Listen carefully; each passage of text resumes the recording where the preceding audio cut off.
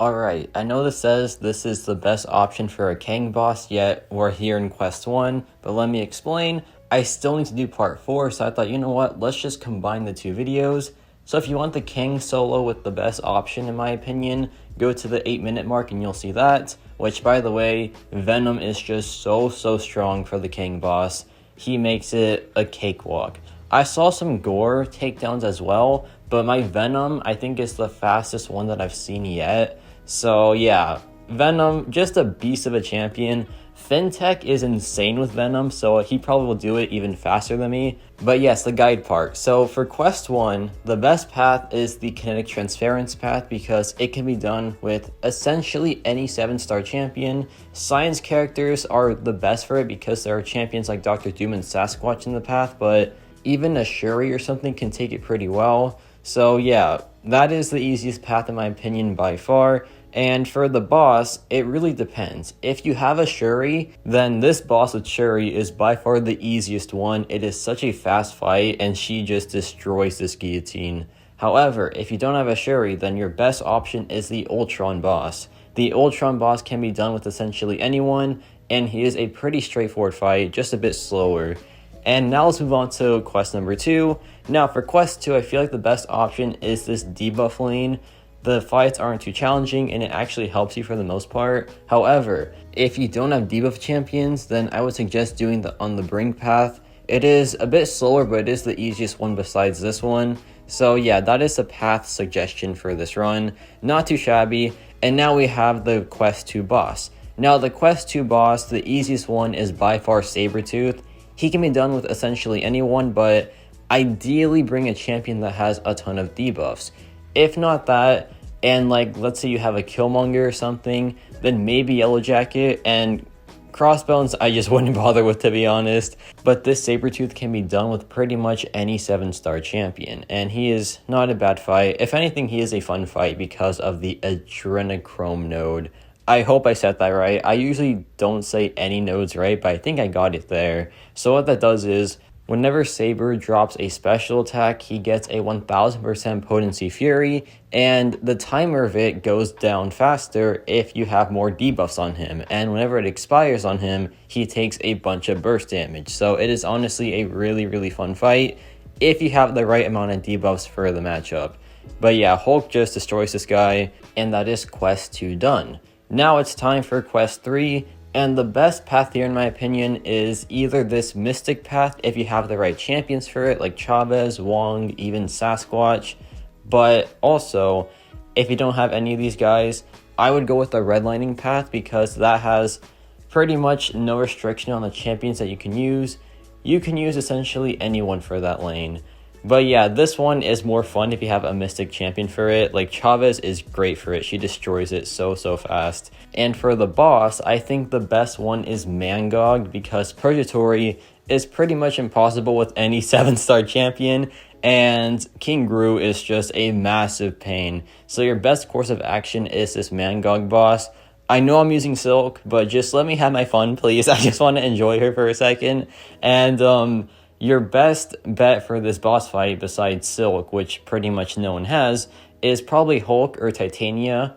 Maybe Joe Fixit, maybe just any science champion. Spider-Gwen should be great for it though, for sure. But yeah, this isn't too bad at all with the right counter. Here I use Silk, here I drop the SP3, and then check out this damage, man. Silk is just so unreal. Like, she goes crazy in this matchup, and that was like, what, it was like a 1-minute takedown. Yeah, 117. That is quest 3 done. Now it's time for quest 4, and quest 4 is so fun if you have the right champion. Now, if you have a poison immune 7-star science champion, your best path is by far this Hazard Shift 1 because look how fast you do the fight. It is insane. It is so insane. But if you don't have access to those champions, you can do the Grudge Tax lane because it's pretty much doable with anyone. It's not too bad at all. And yeah, this Mojo boss is very annoying, but I feel like he is the best one to do here. Annihilus is not fun. Super Scroll is super not fun. because he is a super scroll, get it? Okay, anyway. But this Mojo boss is pretty straightforward with Titania, but if you don't have her, then Hulk should do well, and who else should do well? Just any science champion, I guess. This chapter is really science heavy, to be honest, which is surprising for sure. But then the final boss is all about cosmic characters. And this Mojo, with Osculate, he is pretty annoying, to be honest. And I also pretty much never play Titania, so that's also a factor into why this boss solo is so sad. But you know what, man? It doesn't matter. He's still going down, so that is just a win in my book. This is just a really slow fight, though. Okay, he got me there. Big deal, right? It's no big deal. We're fine. But the fight's almost over, thankfully, but it's just taking so long. And there I get hit again. Just don't mind that, please. That didn't happen. That was just a dream. Oh my gosh, you're asleep right now. That's insane. But yeah, we're almost done here. I take a D-Gen. No, I don't. I do not take that D-Gen. Also just part of your illusion, you know, Mysterio playing some tricks on you. But yeah, this fight is now done. Let's just not talk about it. And that is Quest 4 complete. So now, Quest 5, the best course of action is doing this Ebb and Flow Intercept lane. Now, this Ebb and Flow Intercept lane is doable with pretty much anyone, but make sure you have a good evade counter for that Spider-Gwen. Like Venom, Killmonger, Silk right here if you're super lucky, but you're probably not, so let's just not include her. There's also a Nick Fury, so you might want to have a good mutant champion as well. And besides this path, there's also like the Medusa path, like the, what's it called? The Entropic Generator path, that's not too bad either. But I feel like the Ebb and Flow path is a lot better. And now it's time for the final boss. The boss that is best, I feel like, is this Killmonger because he can be taken with pretty much anyone. He has Power Shield and Enhanced Parry Armor Break, so you literally counter him with one parry. So he is not too bad to deal with. And then Power Shield is pretty cool as well because Domino can just do Domino things, and it is just a bit absurd. Domino, whenever she wants to work, is honestly pretty good. But she barely does want to work, so there is that. But look at that damage, man. It is actually insane, and the fight is now pretty much wrapped up after this next SP1. So not too bad at all. Probably the easiest boss of the 6. But now it is time for Quest 6. The best path to take is to swing into Mist Lane because you can take it with pretty much anyone. Ideally have a good evade counter for the Spider-Man fight, but besides that, it really isn't too shabby. It can be done with essentially anyone, but Mystic characters and Science champions benefit the most from it. But Venom, just doing Venom things, such a good champion, and he's about to be in the boss fight of his life, so cannot wait for that. There I dropped the SP1, some pretty nasty damage there, and he just wipes out this Spider-Man so fast. You gotta love Venom, just such a beast, especially at rank 2. But now it's time for the boss fight. It is time for 7.4 Superior Kang. More like Inferior Kang because I prefer the 7.3 one, but apparently that is not a pretty common take, so it is what it is. But the best option for this boss fight is either Venom or Gore. I feel like Venom is a bit better overall because of how fast he does it. He is so good for pretty much every single phase. And his health pool is also massive, so if you mess up, you have a big failsafe with the massive health pool. So, let's talk about this Kang boss.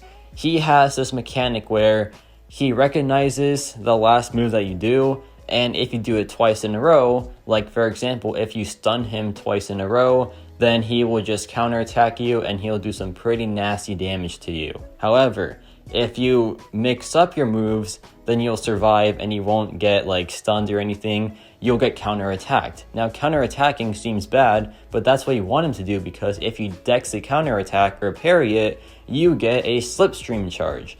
And at 10 charges, you get to stun him and he gets wounded and then you do all your damage. And that's how each phase works. But each phase gets harder as time progresses, or as the phase progresses, sorry. One of the phases is really annoying with the fast forward and stuff, but we'll get to that later. But look at Venom doing all this work here, man. He is just shredding this first phase, and just like that, we are down. Now, let's see the phase 2. What changes in phase 2? Well, in phase 2, the counterattack now can either be in slow motion, regular motion, or fast motion. Now, the slow motion one is honestly better than the fast motion or the regular motion. And the fast motion one is just pretty annoying because, yeah, you have to be really, really fast with it. But they're all manageable. You can dex all of them, technically, so there is that. It's not impossible to do, right? But same thing as usual, just dex a counterattack or parry it, build up your slipstream charges, get to 10, stun him, and then just do as much damage as possible. And then that is going to be phase 2 done. But we got to play it slow here. It's not a slow fight. I mean, for most champions it is, right? But for Venom or Gore or any other good cosmic character, it is a pretty fast fight. For a boss at least. Like, it's still 6 minutes or something. But we're almost there. We're at like 9 charges now. We are finally at 10. And then watch this. He drops a special attack, or the heavy attack, sorry. Then I go just completely in. And the damage output is just a bit wild, man. So, why is he doing so much damage? Well, whenever Kang is wounded, you get a benefit to your damage depending on the phase. For phase 1, it is unique buffs. For phase 2, it is unique debuffs. For phase 3, it is just buffs. And for phase 4, it is just damaging debuffs. And honestly, it's a pretty cool design for him, like having the different benefits for each phase, because it makes it a lot harder to solo him. For example, you can use, let's see here, who's a good champion that has a lot of buffs but like no debuffs? Alright, Hulkling. Let's talk about Hulkling, right? Hulkling does the first phase and the third phase very, very well, but the second and last phase he does pretty poorly. But champions like Black Panther do the second and fourth phase super well, but not really the first and third phase well. But then you have Venom here who just does every phase super, super well. So yeah, I gotta appreciate Venom, man. By far the best 7-star option for this. There's also Gore. Shuri should do well as well. Who else does pretty decent here? Probably Terrax, I would imagine, should do decently. You know, the standard Hulk just doing Hulk things, you know. But yeah, this is him wounded now, and it is time for phase 3. Now, phase 3 is a bit different yet again. So what changes in phase 3? Well, he now has 2 of his like pattern charges. Let's just go with that. It's a lot easier to say. So he has 2 of his pattern charges now, right? And so if you do a stun and then a special attack, but then you do a stun again, he will counterattack you in the bad way because you can't do one of the 2 things that are on there. You have to do something entirely different. So what I do here is I go for the heavy attack, then the stun, then the intercept, then the special attack, and it's 4 different things, so I can just manage the counterattacks very, very well. So keep that in mind. You can't just do one thing, do a different thing, then go back to the first thing. You have to do one thing, a second thing, and a third thing, then go back to the first thing, and then rinse and repeat that. So it is a bit complicated for sure, but once you understand, it is not too bad at all. Yeah, this is the only change in the third phase, besides the benefit from the wounded phase, which is now buffs. So bring your best buff characters for this phase here, because yeah, per each buff you get, I think, plus 20% damage. But we're at 10 charges now, and then check out this damage, man. Look at those crits, 19,000 crits, which is the maximum, by the way, because he has a damage cap. And those bleeds are just doing so much work as well. This fight is going down, and it's going down very, very fast.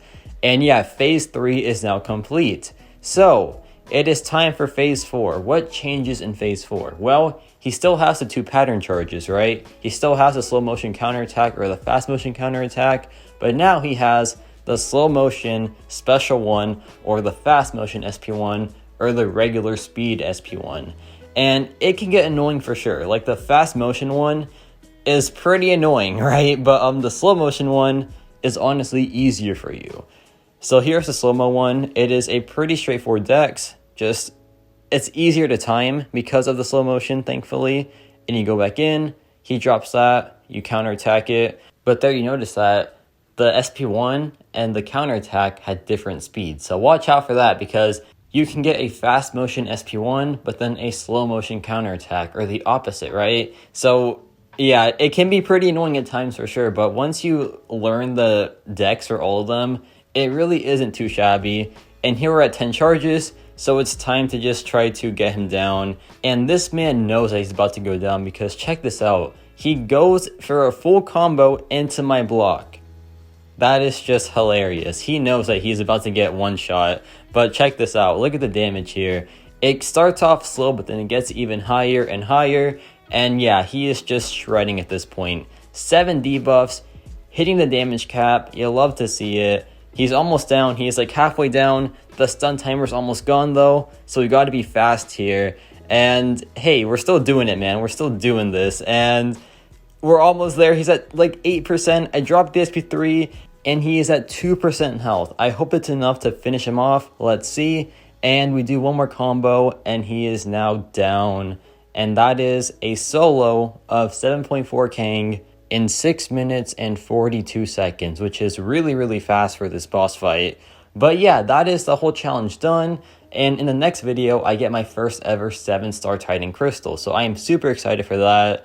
But let's see how it turns out, man. I'm nervous for sure. But let me know your thoughts on this run. And yeah, that's about it for me.